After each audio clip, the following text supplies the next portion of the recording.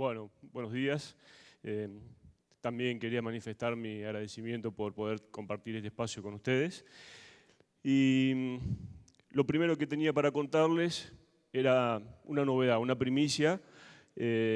Parece que el clima está cambiando, pero no lo divulguen porque todavía no estamos muy seguros. Ahora sí, empiezo un poquito con la charla. Quería presentarles los personajes de esta historia.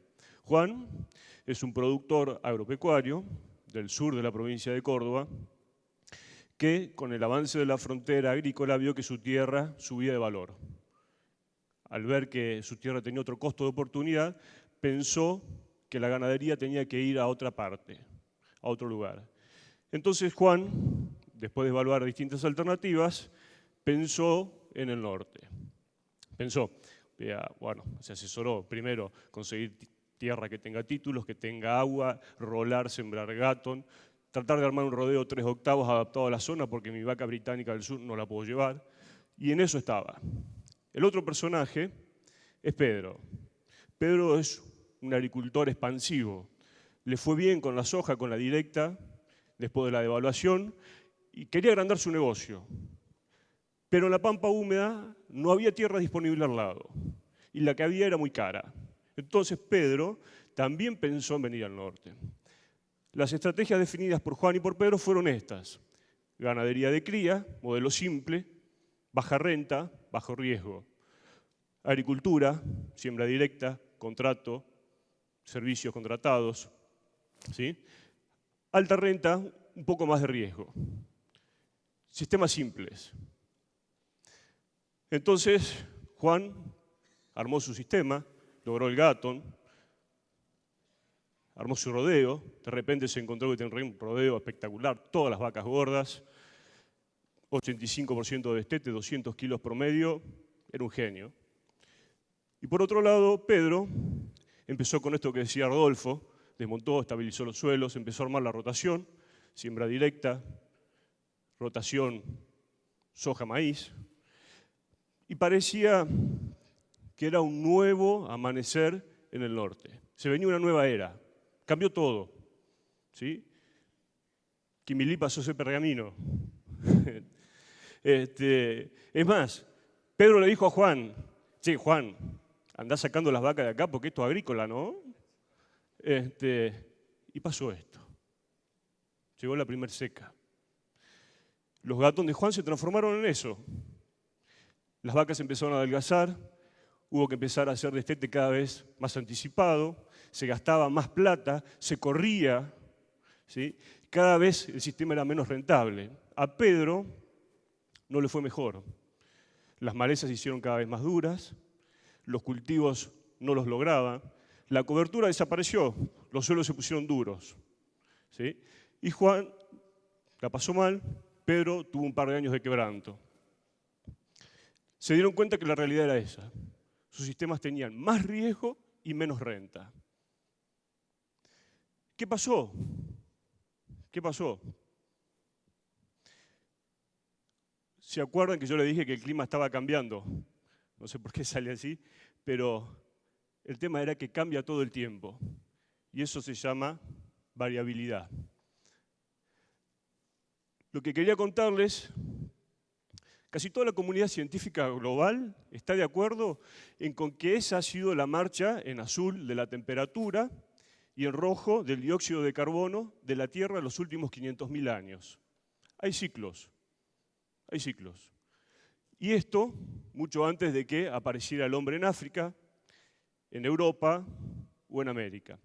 Hacia el final parece que el hombre le está dando una manito al cambio climático. Si vamos a la historia de Juan y de Pedro, cuando llegaron a la zona, puse datos de Frías porque son los datos que yo más conozco por la región, pero podría haber puesto Quimilí, Lajitas, Charata o Río Seco, y más o menos hubiese sido el mismo patrón. Entonces, llegaron a la región con lluvias de 1000 milímetros. Desarrollaron su negocio con lluvias de alrededor de la media y descubrieron la variabilidad con lluvias un 50% inferior a la media. ¿Sí? Ahora bien, como dice el bactericida ese en aerosol, el 99,9 de las empresas agropecuarias de la región no existían, de las que existen hoy, no existían mucho más allá de mediados del año 70. O sea que las empresas agropecuarias de la región no conocen otra ventana de tiempo de lluvias que esa que está ahí. ¿Sí? A Juan le habían dicho, típico parroquiano, dijeron, no, parece que estabas repasado de carga. Acá los campos no aguantan esa carga. A Pedro le dijeron, el maíz acá nunca se dio. La soja tampoco, no se da. Usted porque no sabe, pero acá antes nunca llovía. Ah, ahora conocen lo que es Santiago. Desde a unito se junta el mistol, dice. ¿No? ¿Qué pasó? Evidentemente, si vemos los datos históricos para atrás, hubo un periodo que llovió menos. Hubo un periodo que llovió menos. La primera reflexión es, si vamos a definir negocios, estrategias para adelante, no podemos ser miopes en ver una ventanita muy cortita de tiempo. Estos datos están disponibles, considerámoslos. Periodo seco, 55 años, abajo de la media, periodo un poco más húmedo, y parecería que estamos en un periodo un poco más seco, no sabemos. Ahora bien, como decía Rodolfo, ya está, Guidito, mi hijo de 3 años que tiene rúcula en el balcón, sabe que el crecimiento de las plantas está determinado por el agua que son capaces de transpirar. Nosotros ajustamos un modelo para estimar productividad de distintas pasturas en función de la lluvia. En función de eso, armamos esta simulación de los últimos 50 años del campo de Juan para estimar la productividad forrajera y la receptividad ganadera. Y como así han sido las lluvias, la receptividad ganadera teórica estaría mostrada en el área azul. La línea muestra el promedio. En teoría, el campo de Juan, pongámosle que esté cerca de Frías, soportaría 1 EB por hectárea. En teoría, que sería todos esos picos que están arriba de la línea, ponerlos para abajo. Pero, en teoría, tratar de alcanzar 1 EB por hectárea representaría esto que le pasó a Juan, de tener que destetar un montón de años y otras veces salir a comprar comida o vender vacas. Nos explicábamos o tratábamos de entender qué es lo que estaba pasando. Lo que nos dimos cuenta era que la realidad se parece mucho más a esto. Eso es la simulación de la demanda de un rodeo cerrado de cría, lo que está en rojo, y que vemos que queda anclado a esos puntitos de acá. Cuando el sistema se tiene que achicar, es como que uno agarra y le pone un clavo ahí, ¡puc! Y los próximos 15, 20 años de recuperación son muy lentos. Y todo lo que está arriba, lo que es azul, es forraje desperdiciado. ¿Sí? Entonces nos dimos cuenta que con muchísima suerte la carga potencial de estos sistemas con rodeos de crías cerrados estaban haciendo todo espectacularmente bien un 40% abajo de la media. Esto es un 30% del potencial.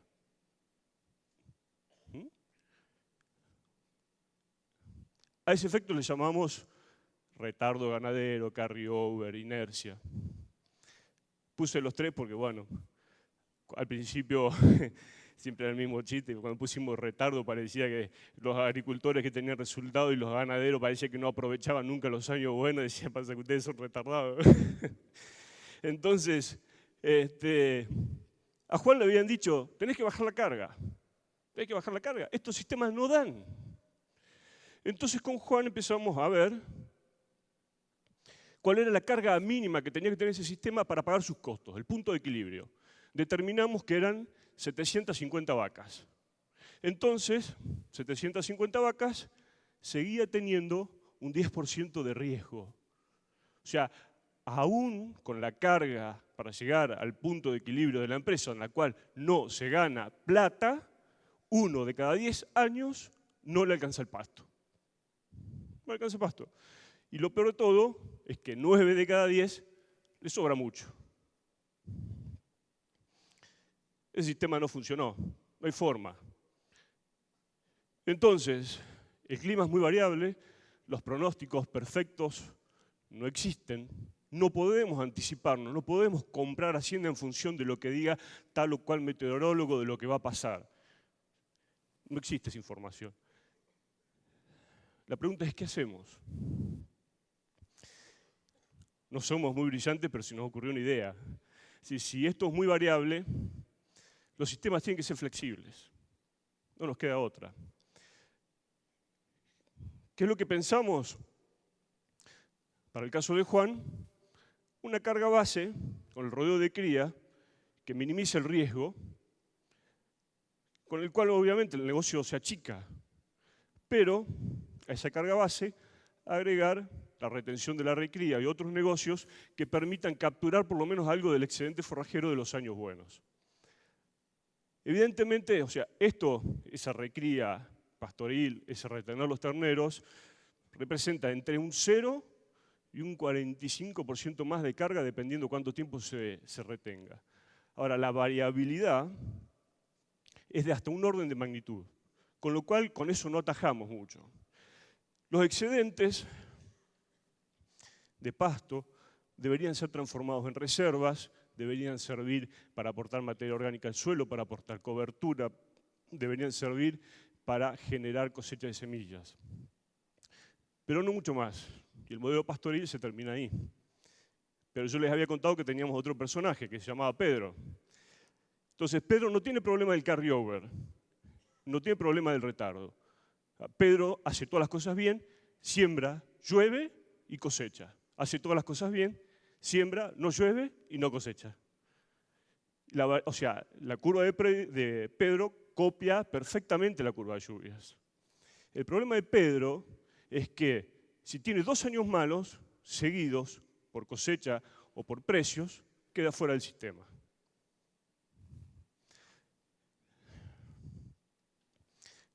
Se nos ocurrió otra genialidad. Si Pedro puede transformar grano en carne, y Juan aporta parte de la carne, y aún mejor, si Pedro y Juan son la misma persona bajando los costos de transacción, esto agrega valor, baja los umbrales de riesgo y agrega flexibilidad al sistema. Entonces,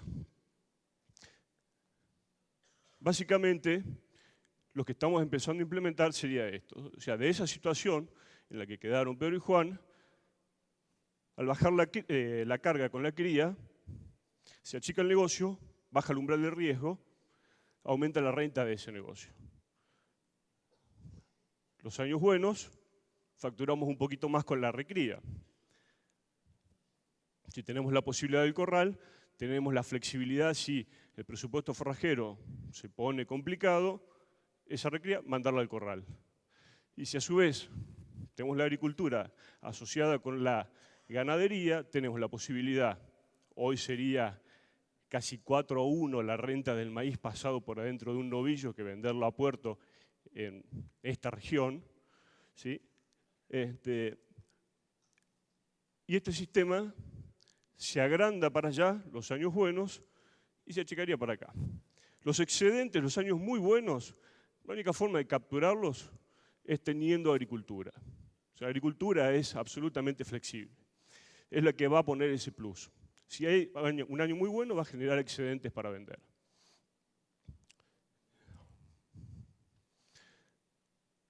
Estos sistemas, parece una contradicción, pero son más complejos, pero nos permiten vivir más tranquilos. Vivir más tranquilos porque, estamos evitando por ahí un riesgo innecesario con la agricultura o tener que salir corriendo a hacer un destete hiperprecoz. El otro día estábamos en una situación con Juan y estábamos hablando de esto y decían, mirá, si la misma carga que tenés hoy con la cría más la recría y no tuvieses el corral armado y fuese únicamente cría, en lugar de estar planificando encerrar la recría en un escenario de pocas lluvias durante el mes de octubre, estaríamos armando un destete hiperprecoz, por las dudas. Y una vez que uno destetó el ternerito de 30-40 kilos, no hay marcha atrás. no se puede. Y por otro lado estaríamos viendo, es decir, 450, 500, 600 pesos neto el maíz en el campo versus transformarlo en carne. Estos sistemas son más complejos de gestionar. Necesitan alguna de estas herramientas de análisis prospectivo de las que les mostré, escenarios, simulaciones, tomar datos, y sobre todo poner el foco en el sistema, no en los márgenes brutos, poner el foco en el sistema, en lo que nos ahorramos de flete, en lo que reciclamos nutrientes dentro del campo, en el valor que se agrega a la producción, ¿sí? En esas propiedades emergentes. Lo último que quería contarles, de vuelta salió mal, pero recordarles que el clima está cambiando y cambia todo el tiempo. Muchas gracias. Les dejo...